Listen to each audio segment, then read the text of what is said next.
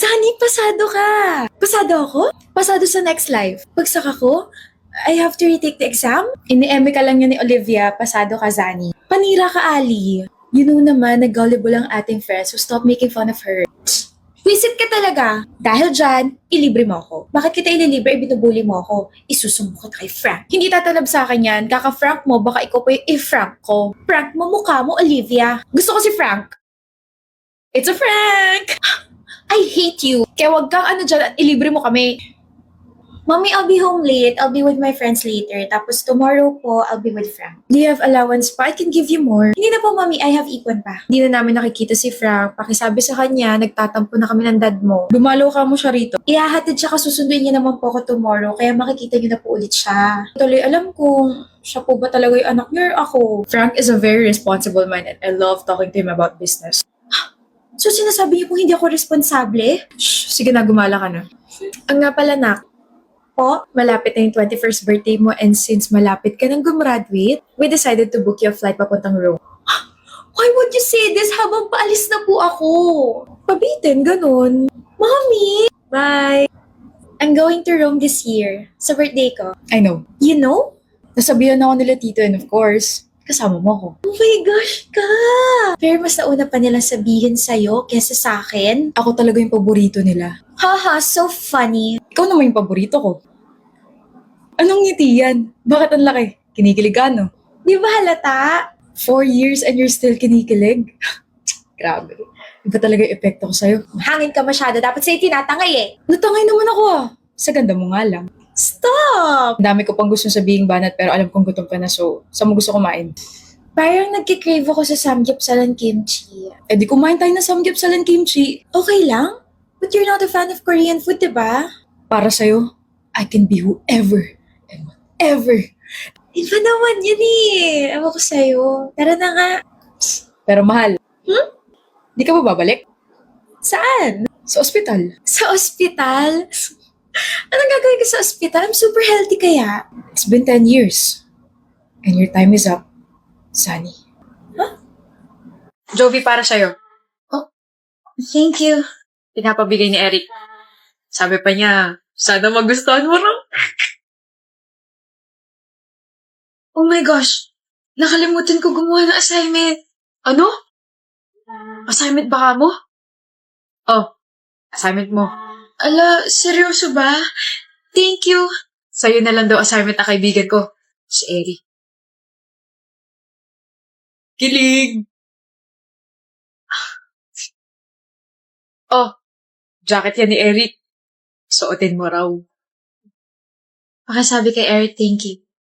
Love is in the air. O par, nandito ka rin pala. Bumibili ka rin ba ng susuotin mo para sa graduation? Oo. Sabay na tayo. Kasama ko si Eric, I found a dress na. Jovi. Kasama ko si girlfriend ko, par, kaya hindi kita masasamahan. Girlfriend? Kayo na? Oo, last month pa. Gulat ka ba, Joel? Well, thank you kasi dahil sa'yo naging kami. Kumbaga, ikaw yung naging bridge namin. Paano? Di ba laging pinapaabot sa'yo ni Eric lahat ng mga gusto niya ibigay para sa akin? Sa akin galing yung lahat. Huh? Eric was just an excuse para makausap kita kahit ilang segundo lang. Yung assignment, yung jacket, yung pagkain. Sa akin galing yung lahat. Walang alam si Eric doon. Walang alam si Eric sa pinagkakagawa ko. I don't know what to say. Alam mo na gusto ko si Jovi, di ba, Eric? Dapat ako yung nasa posisyon mo ngayon. Ako dapat yung kasama niya palagi. Di ba? Di ba? Alam mo, Huwag kang magalit sa kanya, Joel. those are my efforts, Jovi. Those are my efforts. Eh, bakit ngayon ka lang umamin? Ano? It's your fault kung bakit ganito yung nangyari, par. Magalit ka sa sarili mo at hindi sa amin. Okay, alam ko may gusto ka sa kanya, pero ang tagal ko na siyang gusto rin eh. Yung bagal mo. Tope, tsaka duwag ka pa. Aamin naman ako, pero Jovi, please. Those are my efforts, di ba? Marami pa akong binigay para sa'yo. I'm sorry.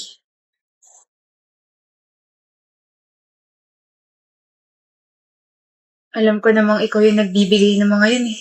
Kaso sa sobrang tagal mong umami, sa iba na ako nagkagusto. Tapos na ka mag-ice, baby. Let's go. Ano, baby Annalise? Huh? Hindi ako pinangalan ng room ng mga magulang ko para tawagin mo lang ang baby, ah. Ayaw mo ba? Sa pa nga! Ha? Isa pang tawag na baby. Napapaganito ako eh. Akala ko naman kung ano. Oy, kinabahan. Akala ko kasi nagalit ka kasi ibang endearment na sabi ko sa'yo. Teka, oo nga. Hindi mo naman ako tinatawag na baby, ah. Mahal talaga tawag mo sa akin. Sino yung baby na yan? Ikaw. Weh, may iba ka na eh. May iba na talaga akong baby. Hindi ako nakikipagbiruan na. Tandaan mo, mag-asawa na tayo. Wala tayong pera pang annulment. May iba na nga kasi akong baby. Analyst naman eh. Buntis ako eh. Huh? Buntis ako kaya may iba na akong baby. Nandito na yung bagong baby. Baby natin. Oh my pulay. Surprise? Hoy! Diyos me, yung akala ko mahihimatay ka na. Seryoso, wala kang iba? Wala nga. So may baby na tayo? Oo nga. Bro! Hala ka, natuluyan na nga mahimatay. Art. Yung mga tatanungan ko at kapag nagkamali ka, i-date kita sa kantin. Kantin talaga? Sino ka para i-date ko? Ako bang i-date mo ha? Sabi ko, i-date kita. Ibig sabihin, libre ko. Mas kasarap ko. Ay, wala to. Candidate for cum laude pero umaatras sa magiging tanong ng kaklase. Wala to. Hanap na lang ako ng iba. Yung pogi na, matalino pa. Hinahaman mo ba ako, Sandoval? Baka Sandoval naman to, Jackie Art. Pangalan ko Jackie. Wala akong pake. Tatawagin kitang Sandoval kasi gusto kita. I mean, gusto ko. Focus. Don't get your hopes up. Dalito lang ako. Mas malilito ka rito. Anong basa mo sa BANG? Bang. Wow, galing. Sa BENG. Bing. Sa BINGBONG. Bingbong. Yung BOMBING. Bombing. Corny, so boring. Ako naman, Sandoval. Huh? Kapag nagkamali ka, umalis ka sa harap ko. Sige. Anong basa mo sa CHAIR? Chair. Sa CHORE. Chore. Sa CHOIR. Choir. OMG, tama ako. Bakit ka natawa? Mali ba? CHOIR. Choir. Veteran na, tigilan mo na siya. Bakit? Diyos ko po, nagtanong pa nga ng bakit. It's choir, Dumby. Ano? CHOIR. Choir. Mali ka. By art. Sandoval. Ano? Sabi ko, umalis ka sa harap ko. Ito na nga, aalis na at titigilan ka na. Kahit kailan talagang slow mo. Sabi ko, umalis ka sa harap ko. Pero hindi ko sinabing tigilan mo na ako. O to the M to the gosh. Ano? I-date mo ba ako sa kantin o ano? Halika na, libre kita puto tsaka pansit. Para humaba pa ang pagsasama nating dalawa. Siraong. Grabe, pag sa crush nanlilibre tapos akong best friend, hindi. Kakasama ng loob o... Good morning, my oh so beautiful best friend Keisha, pero ako pa rin na mas maganda. Yo. Ay, ang pangit ng energy. Hindi tayo match today. How about we play some boxing para, boxing match? Sige. Pangit talaga. Mukhang pagod na pagod ka dyan, ah. Kaya hindi ko na alam, okay? Feeling ko nauubusan ako ng battery mag-aral. Halata nga, parang hindi ka na motivated this past few days. Oh, inumin mo muna tong Nutriboost. Ano na naman yan? Para naman magka-energy ka at masabihin na best friend talaga kita. Oh, inumin mo to. Ito na nga.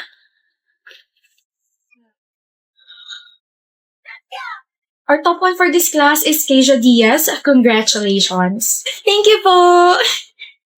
Thank you, Keisha. Super nagets ko na yung lesson. You're welcome, Aaron. Next classmate, please. Keisha Diaz, valedictorian.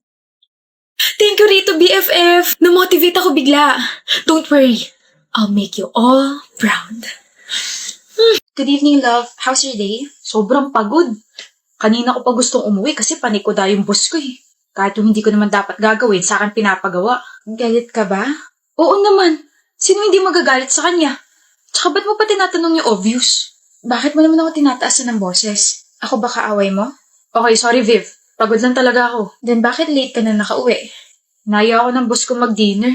Sorry ko, hindi ko nasabi sa'yo to. So hindi ka na makakasabay sa akin kumain. Hinintay mo ako? Sabi mo kasi kaninang umaga sabay tayo. Pero okay lang. I can eat naman na ako lang mag-isa.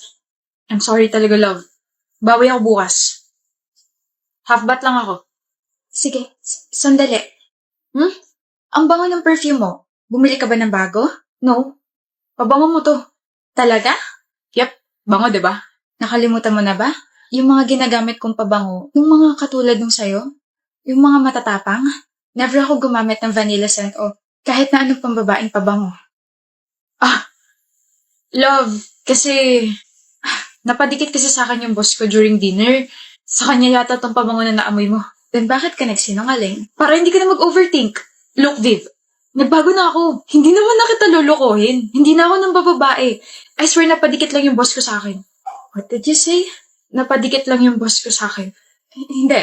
Nagbago ka na. Hindi mo na ako lolokohin. Hindi ka na ng bababae. So, ibig sabihin, ilang beses mo na ako niloko dati. Tama pala yung hula ko. Viv, wait. That was a year ago. Nagbago na ako, Viv. Viv, Huwag kang lalapit dahil nagsisimula na ako mandiri sa'yo. I asked you a lot of times. I gave you a chance to tell the truth. Pero totoo pala talaga.